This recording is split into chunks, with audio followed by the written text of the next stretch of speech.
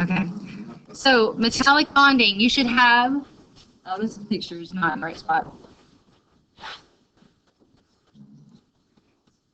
I mixed these up and then I didn't mix them. Okay, metallic bonding should have a positive core with delocalized electrons. So the picture with a lot of positives and little tiny dots for the electrons. You should have a positive ion surrounded with a sea of delocalized electrons. That term is very important. Make sure you're clear on that.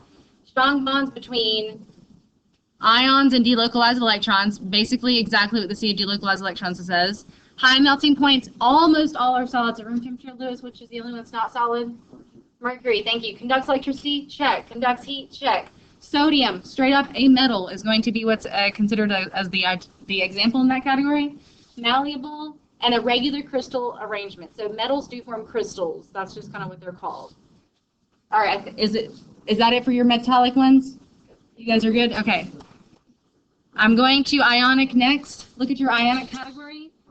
Looks similar, but we actually have large anions, because remember, anions get bigger, cations get smaller at their atomic radii. They have a regular 3D arrangement of positives and negative ions because they're the electrostatic attractions between them. Strong electrostatic attractions between positive and negative ions. High melting points, always solid at room temperature. There are no such things as non-solid ionic compounds at room temperature, unless you melt them or you make them aqueous, and that's later on. So don't conduct electricity in their solid state. They do conduct electricity in molten and in solution. They have an example of sodium chloride, and they have a regular crystal arrangement. Good? Good? Moving on. Can I get amen? Yes? Thank you. The next one, covalent. Simple covalent, not the network one. So simple covalent. The example in this case is CH4. What is that? Methane, good. And it's isolated in terms of the molecule, but the molecules can attract to each other via weak intermolecular forces.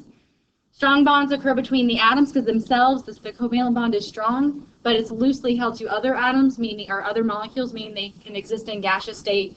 So they have low melting points, gases and liquids at room temperature. Iodine is actually a weird one. Iodine is a covalent example, but iodine is not a liquid or a gas at room temperature. It's a solid, and it undergoes sublimation very, very, very quickly. That's just one exception to that generalization. And I think, was there anything else for you guys? No? I'm just making sure I have them all up here. All right, last one. This is the network covalent. And two examples that you need to be aware of are diamonds and graphite. Those are the two most common examples. So in terms of network covalence, they do form a large network of covalent bonds, right? We're not too creative with our terminology. The 3D structure is a very, very, very strong structure between all the atoms, except for the very, very outside ones. Strong bonds occur due to shared electrons. High melting points, always solid room temperature. There are none that have different states of matter. They usually do not conduct electricity except for graphite because it has a layered system where delocalization of electrons can occur. Diamond is an example, and I think that's it on that one too. Yes. Okay, put your blues back in their bag, the purples back. I'm sorry, take a picture. This is a good study tool. If you don't have a picture, Gianna and Justin have already taken a picture, and they will. You didn't? You did. And they'll text it to you. Hmm? Well, we were separating them as she said them. Okay, and after you clean up that matching, please grab a green thing and paper. I'm going to explain that process to you. You do need a sheet of paper for that one.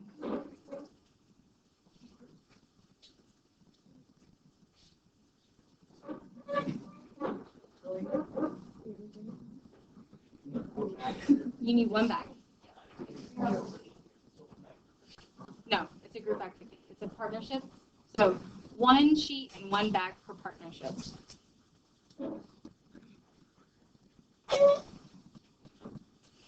All right, guys, grab a green Born-Haber process.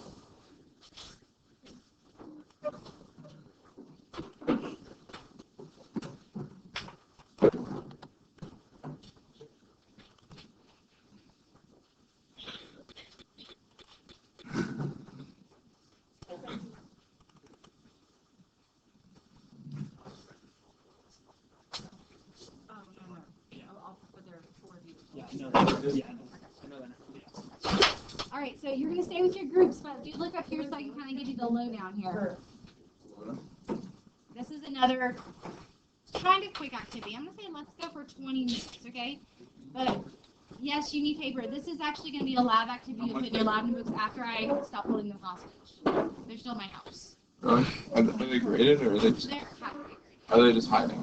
They're They hiding. run away? Do we share paper? No, it's just going into your lab notebooks. You guys want it. Yeah, you guys want to do it together but separately.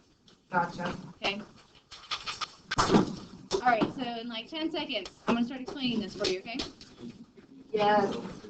A pencil? All right. So those of you who I think most of you guys were here. If not, I videoed a little bit about the process of making a solid ionic structure. I think some people had to leave for a reason though. The ACP first administration meeting. I Yeah. can't remember. Okay, so I will briefly talk about what this is, but it's basically the Hess law or Hess summation that we've done before, and I'll give you a quick example.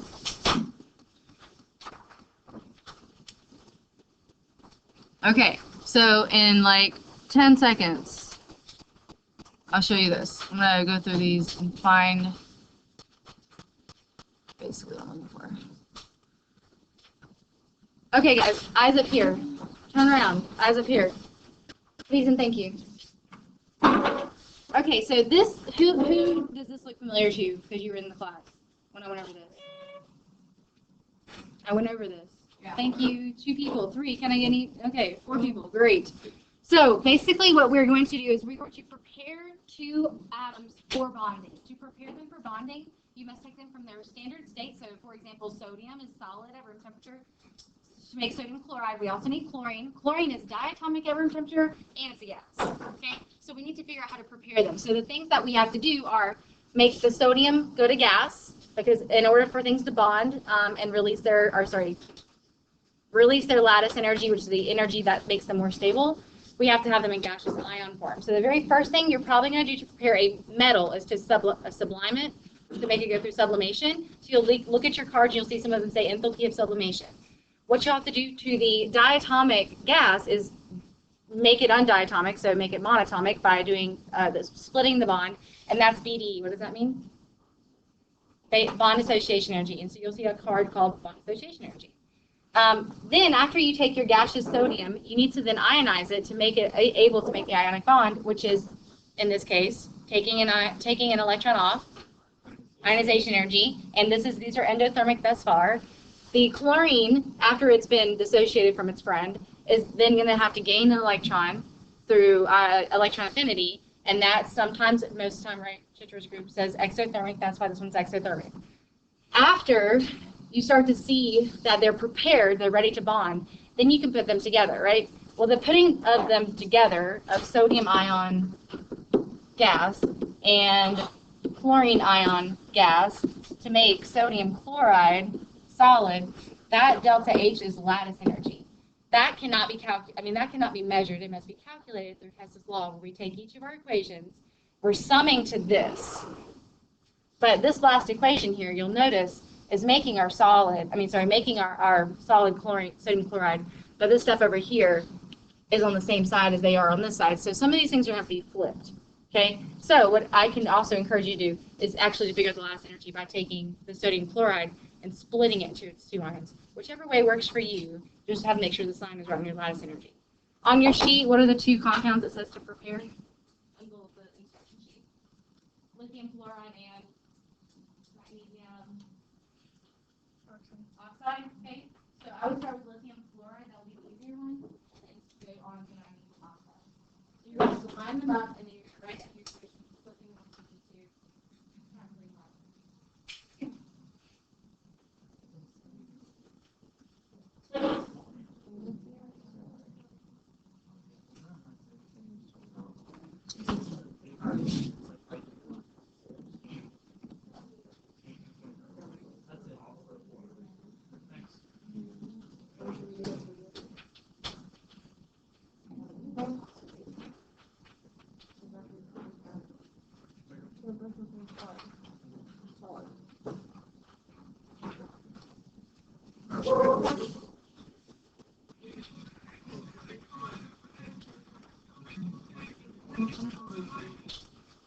Moving on, okay? So this is something we talk about later too. This is a simplified, the most simple version I can give you. The very first part that you guys did, please stop talking. Thank you. The very first part you did was sodium to sodium gas. That right there is sublimation energy. That was endo. A small endo, right? These are going to be kind of generally representing the magnitude of their enthalpy or enthalpies of blood, right? So then sodium gas goes to sodium ion. That's the ionization energy, first ionization energy. So you just label that delta HIE 1. And then so forth, splitting the chlorine gas to chlorine, sorry, diatomic chlorine to chlorine gas. That is the bond association energy. And there's one more on this one. Oh, the EA is exothermic, so it goes down. And then the actual lattice energy is a huge amount of energy that goes down. And then everybody meets back together at the solid form of the ion. Of the ionic compound. It's okay if you butcher it a little bit, but try to give it a general flow to walk through your process. The magnesium oxide one will have probably 4 more steps. Why? Or 2 more steps. Why? So it's got a second ionization energy and second electron affinity. Yeah, that should be it. Okay. So, notes. I'm going to go through some of the stuff you've already read a lot. So, in terms of your bonding notes, you just read for the characteristics. So, I'm going to go through. Only write down the red information. Okay? I'm asking you to write down the red because I'm not going to stop for long because this is honors to review. Okay? In terms of why are things bonding, everything is bonding because it gets to a more stable state. Usually we call that stable state octet. There are some exceptions where things do not get to octet. Okay, so why are things, or how are things bonding? It's basically the valence electrons that are involved because the inner core electrons are too tightly bound. They cannot participate in bonding. They cannot be released. We cannot add another electron to the inner core because it's already at a sublevel. So it's only the valence electrons. These are just fun facts right now, okay? What does a Lewis dot diagram look like for hydrogen?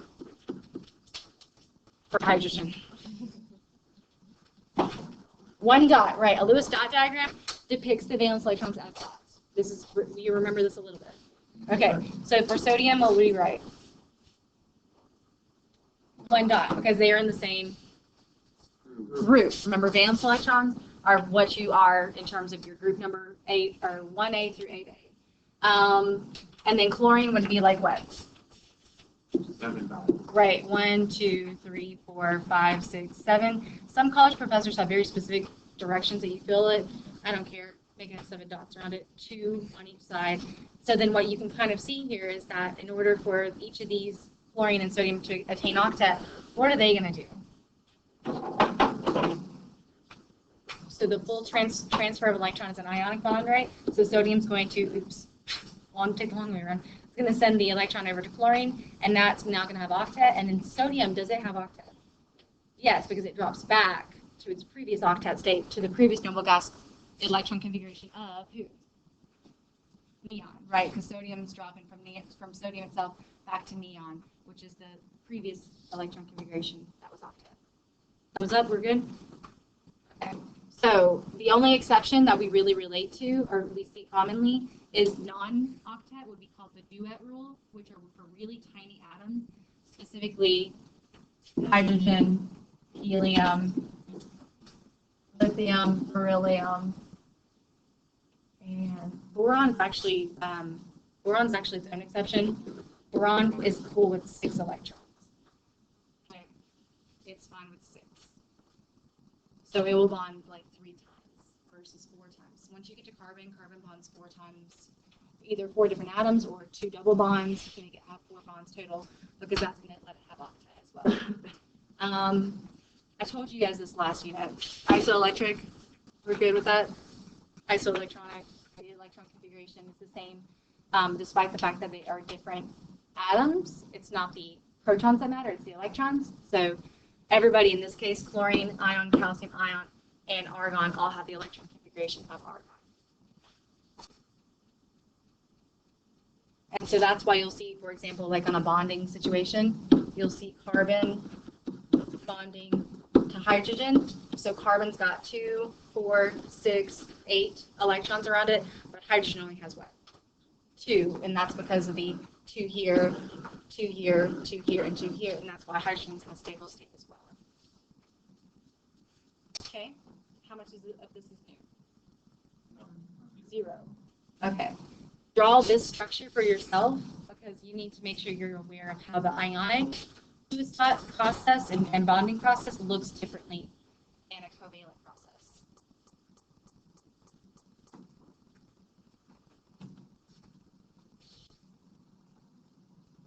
What we don't do today, we'll do tomorrow, but we'll do tomorrow.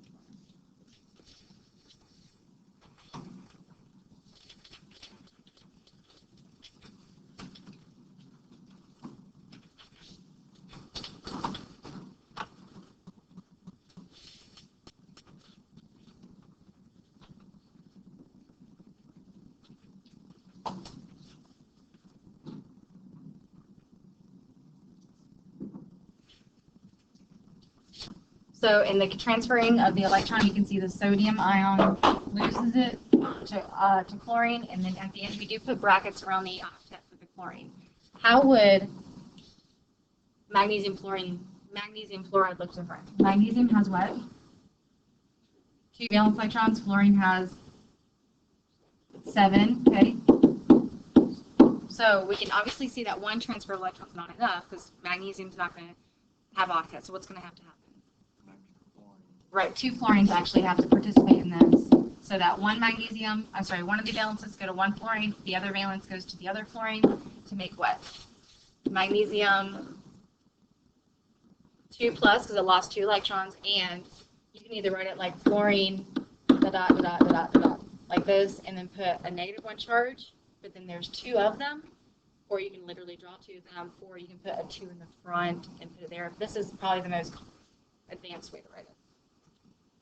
Okay, so that's ionic for you. Those dots for ionics are very simple. There's no tricks. You just have to write all the transfer of the electrons and make them have their appropriate charges, just like you know for the ionic compounds in general. So what would have to combine for aluminum oxide? How many of each? 2 aluminum, 3 oxygen. 2 aluminums and 3 oxygens. Why? And how can you know that by the formula? Right, so aluminum 3 plus goes down there, 2 minus goes down there, and then so you can see the numbers of them from the equation itself. Okay, moving on. This we actually just went through. Let me see if I need to tell you anything new here. None of this is new in terms of Coulombic attraction. So the terminology, Coulombic attraction, ZEF, and electron shielding is all kind of still with us, coming back to us for really why everything occurs. The lattice energy component is the only kind of new definition we're working with more. So this is basically Coulomb's law in a more quantitative way with the actual number of K, which some of you guys actually saw that on another equation. But what you're still going to realize is that the distance between the 2 ions, increasing the distance, would decrease the force of attraction. And if you decrease the force of attraction, what happens to lattice energy? If you decrease the force of attraction, what happens to lattice energy? So we say it goes down. Are we saying more exothermic, less exothermic, higher magnitude, lower magnitude? Which one? So less exothermic.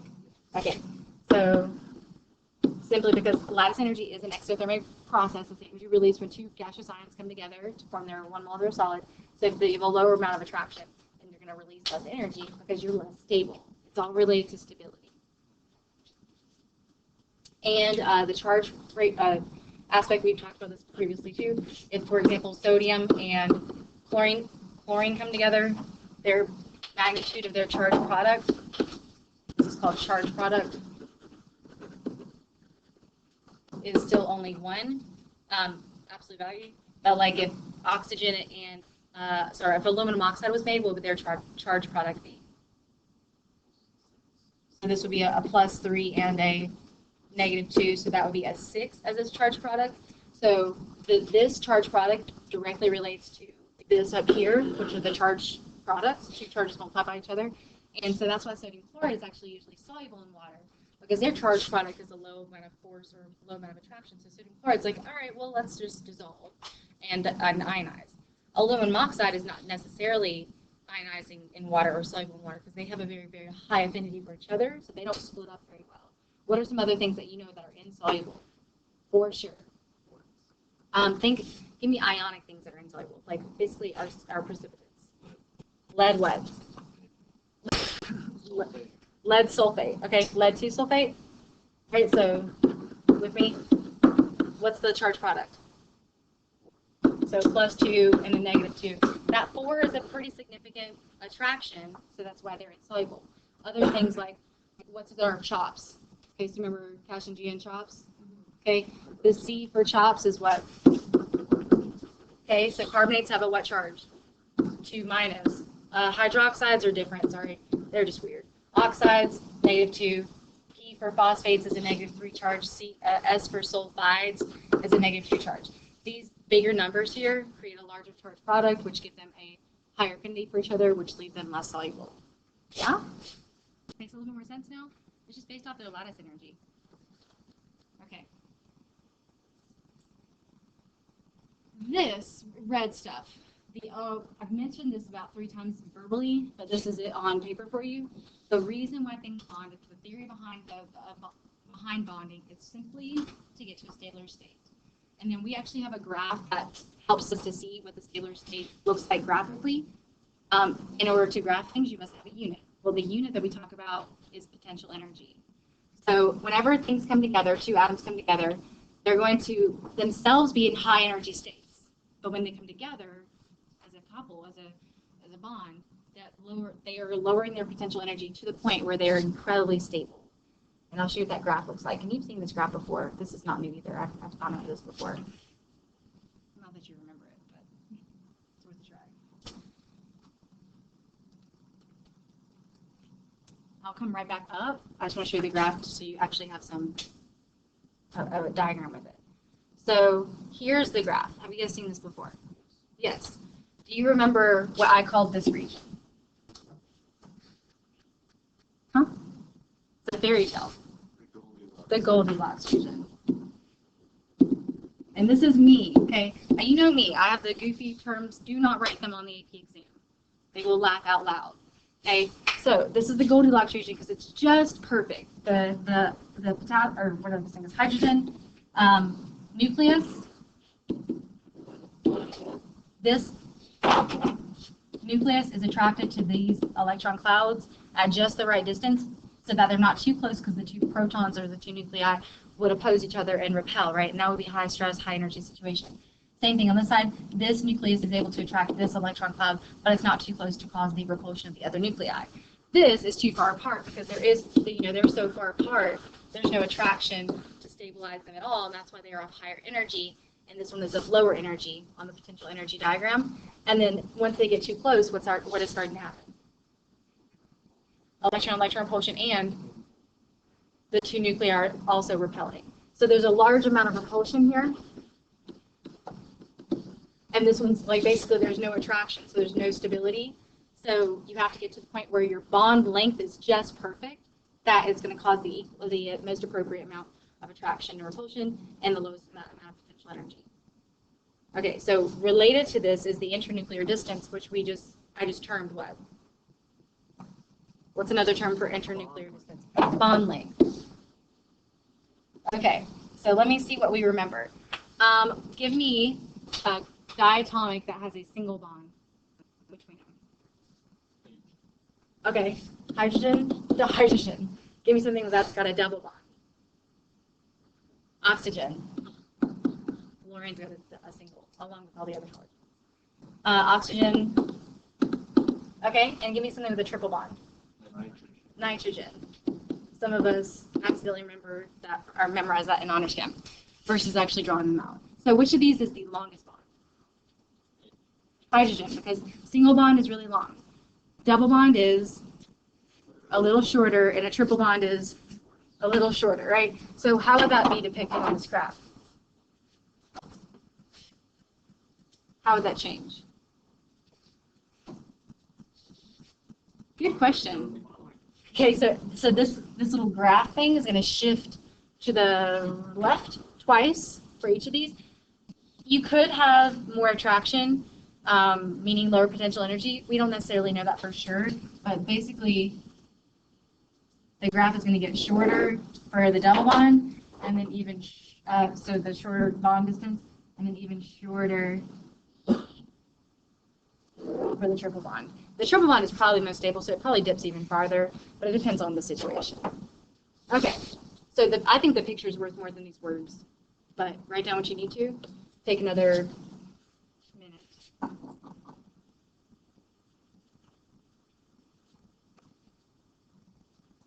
then we might do one example.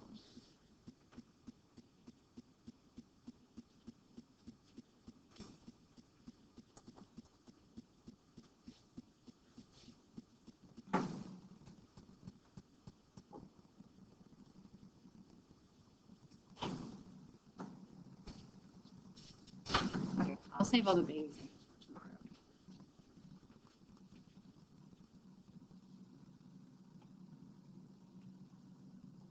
Thumbs up when you're good.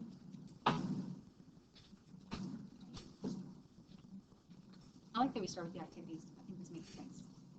Yeah. Okay. This one is basically the same diagram with some more information that are in different units. It shows you the repulsion on the left and the attraction on the right, and the Goldilocks region in the middle. This is actually what I'm here for. These are the images that represent different atomic covalent radii, or the bond length of diatomics. Notice that iodine is the largest. Why? Or like energy levels. So more energy levels, atomic radius increases down the group, and then fluorine is the smallest because of the two energy levels, meaning that it's also smaller in bond distance as well. So 266 is its internuclear distance versus 133. So the atomic radius does play a role into the distance as well, which is also the level of attraction, because remember, distance comes into play in the force of attraction, Q, and distance. So it comes into play with the strength of the bond as well. Okay, so let's do one more with ionic. Notice that this one's similar graph, but we have ionic coming, the two ions coming into play here. So a single sodium ion and a single chlorine ion by themselves are of high energy. When they are too close, their nuclei tend to repel, and so their energy is higher. And then as you can see, when particles come together, same story, potential energy is lower. And that's not only because they've donated an electron and accepted an electron into octet, it's also because their charges, the opposites attracting, stabilize each other as well. And so that energy dip, you'll see it's negative now, right? What is that supposed to be representing then? That negative energy.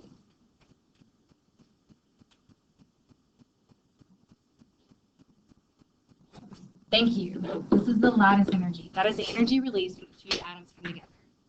Two ions come together, sorry. Two gaseous ions come together. Let's get real specific here. Lattice energy is a very, very, very specific definition.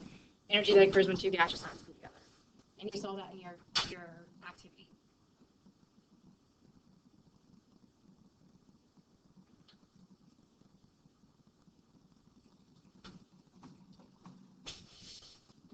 You guys know that concept? The concept of lower energy, more lattice energy, so more stability. And then this is the detailed part of it. And I'm gonna let you guys read first before I start talking, only because some of it's gonna be stuff we've already gone over. But I'll let you read first, then I'll tell you.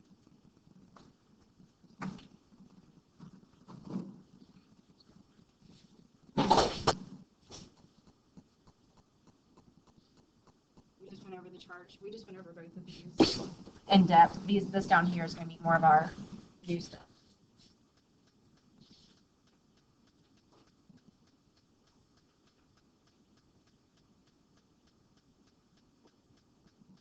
So which is the more important factor when you're trying to figure out whose lattice energy is bigger if you're comparing two ionic compounds? Right, the charged product is much more significant than the distance or the atomic radii. Because atomic radii barely changes as you go across a period or down a group. I mean, downward group is a lot more significant to writing an energy level, but the atomic radii component is such a small picometer distance that's less significant than if you have a total charge change of like a 2+, 3+, or 1-, so forth. So just know that the charge of the ions is more significant in terms of your descriptions of what lattice energy is bigger or smaller for something, and that will help you with data analysis questions and anything related to lattice energy. Charge product is more important than the atomic radii or ionic radii.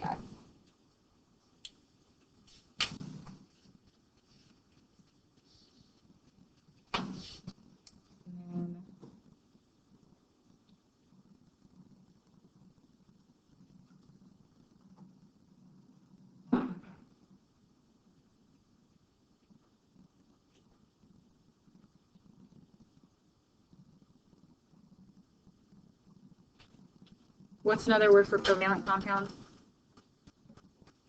Okay.